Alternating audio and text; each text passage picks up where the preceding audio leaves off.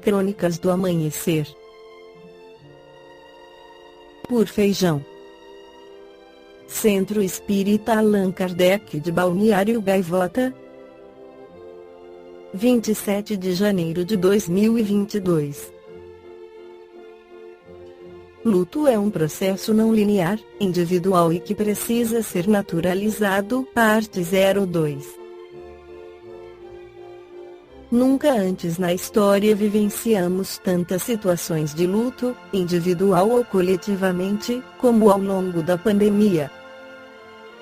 Por isso, a programação da 2 Semana de Saúde Mental realizada por Viva Bem na última semana contou com um painel dedicado à reflexão em torno deste sentimento.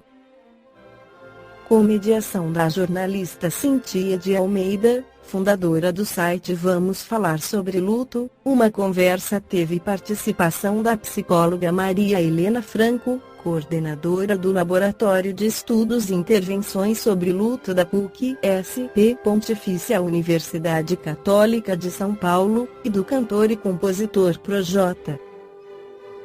Conforme disse Mariana Ferrão, jornalista e CEO da Soulme, que foi apresentadora do evento, vivenciar e elaborar o luto é necessário um processo, porém, que foi impossibilitado para muitos em função das exigências que a Covid-19 impôs. A maior crise sanitária do século parece ter conferido novas definições aos conceitos de terminalidade e despedida. Entre as questões abordadas, a dificuldade que temos em interagir com as pessoas enlutadas e o desconhecimento sobre as fases do processo de superação. Presença. No lugar das palavras depois de perder a mãe aos 8 anos, o Projota foi criado pela avó, Dona Lourdes, que recentemente morreu. O que fez diferença em cada uma dessas hipóteses foi a presença e o acolhimento. No passado, com a minha avó nos apoiando. E agora, com a minha esposa e meu irmão, as pessoas com quem sempre posso conversar sobre o assunto, disse o cantor. Maria Helena Atitude Franco destacou que a primeira para receber alguém enlutado deve ser justamente oferecer presença. Não há chance de ensaio numa situação dessas, para pensarmos em qual a palavra mais adequada a se dizer, explica a psicóloga. E a pessoa não precisa que lhe digam para fazer isso ou aquilo. O que ela precisa sentir é que há alguém com ela, genuinamente. Pois neste momento não são palavras que abrem um canal de comunicação, mas a disposição em ouvir e estar próximo. Um processo não linear. Outro aspecto lembrado por Maria Helena é o fato de o caminho de superação não ser linear. Haverá momentos, datas marcantes, que podem abater aqueles que parecem estar vivendo uma fase melhor em relação a uma perda. E é preciso validar que em alguns dias a pessoa estará bem e em outros irá preferir ficar quieta em seu canto, exemplificou. Comparando os dois processos que viveu, Projota identificou que na infância os efeitos da perda da mãe não eram constantes e imediatos. Como era pequeno, às vezes estava até feliz. Mas lembrava dela, de repente, no meio do jogo de videogame, disse. Ao se despedir da avó, há alguns meses, encontrou isolação na convivência com a filha pequena. Mas sentia tristeza bater em momentos cotidianos que costumava compartilhar com Dona Lourdes, como os vídeos que mandava para mostrar o desenvolvimento da criança e matar a saudade, já que uma pandemia impede a convivência mais próxima. Despedida única quem ficou embora traga sofrimento. Em algumas hipóteses, a despedida oferece uma união de quem ficou, como foi o caso da família de Projota. Quando a mãe entrou em estado vegetativo após um AVC, situação em que permaneceu por pouco mais de um ano, o vínculo com o irmão ficou mais forte e assim é até hoje. Entendo que, atualmente, nesta circunstância em que tenho uma compreensão maior de que a despedida faz parte da vida, sobretudo pelo fato de minha avó estar com 88 anos quando faleceu, a família unida ajuda a seguir em frente, contou. O relato do cantor traz um outro ponto pouco falado, como lembrou Cíntia de Almeida, o chamado luto antecipatório, que é quando alguém apresenta um estado irreversível que levará ao falecimento e os entes começam a lidar com essa perspectiva de forma mais real. O luto antecipatório não olha só para a morte quando ela vem. É um processo que vai ocorrendo a partir da constatação de que a concretude da despedida é uma questão de tempo, explicou Maria Helena. A psicóloga ressaltou ainda que pode ser classificado como antecipatória a compreensão, por exemplo, de que as pessoas mais idosas estão mais propensas a partir com brevidade.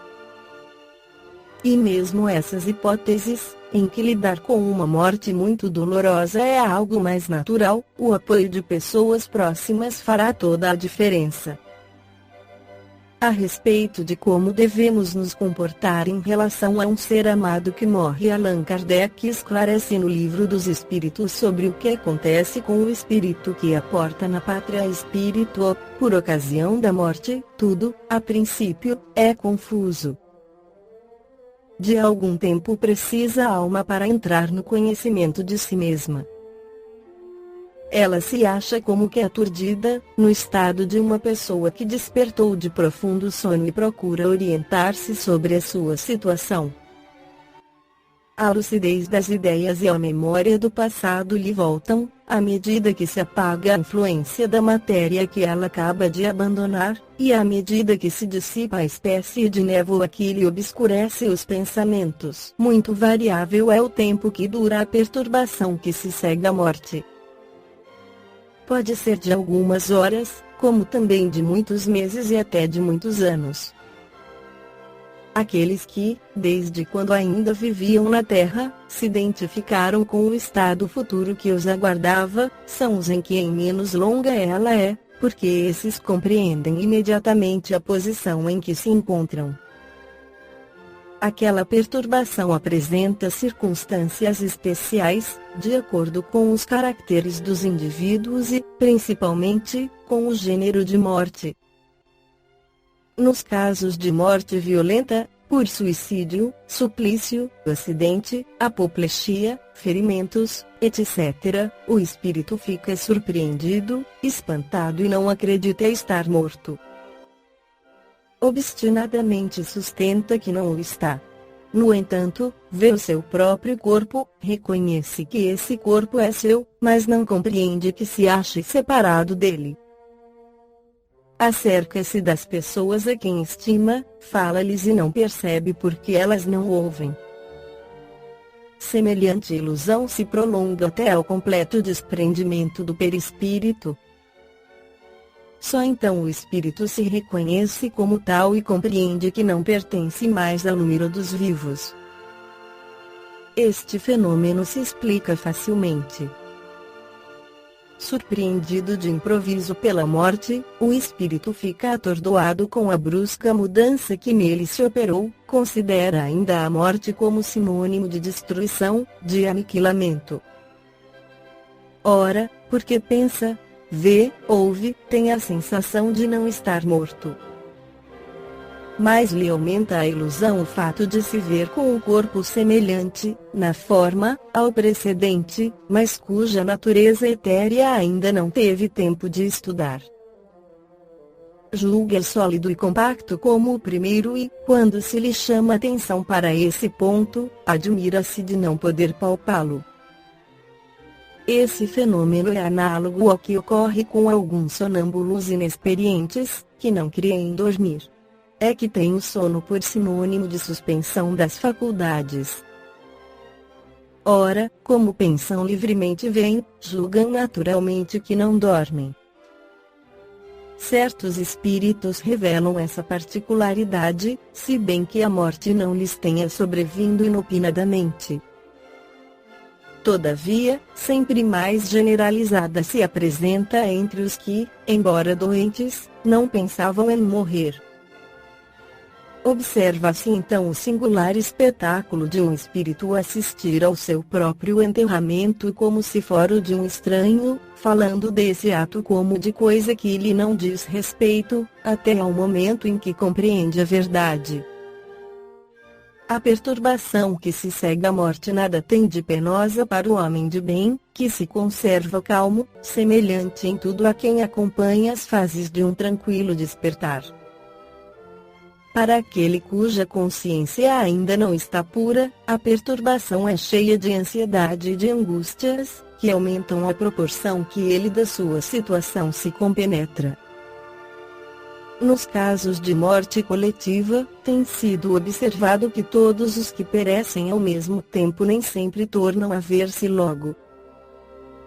Presas da perturbação que se segue à morte, cada um vai para seu lado, ou só se preocupa com os que lhe interessam.